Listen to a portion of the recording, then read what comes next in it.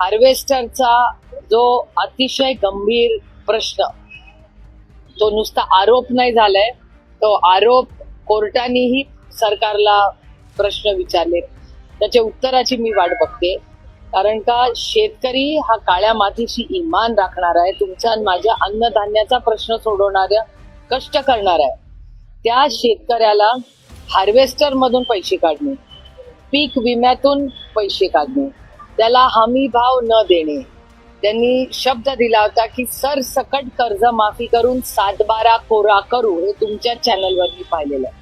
त्यामुळे असे खूप गंभीर प्रश्न, आव्हानं राज्यासमोर, देशासमोर, शेतकऱ्यांसमोर आहेत, एक बाजू.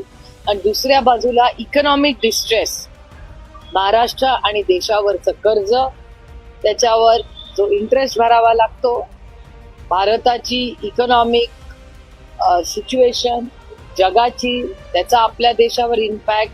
आज डॉलरचा भाव तुम्ही बघताय, त्याच्यानंतर ऑइल इम्पोर्ट्स, खूप कॉम्प्लेक्स या गोष्टी आहेत, फार गंभीर ही विषय आहेत, राज्य आणि देशासमोर आव्हान आहेत.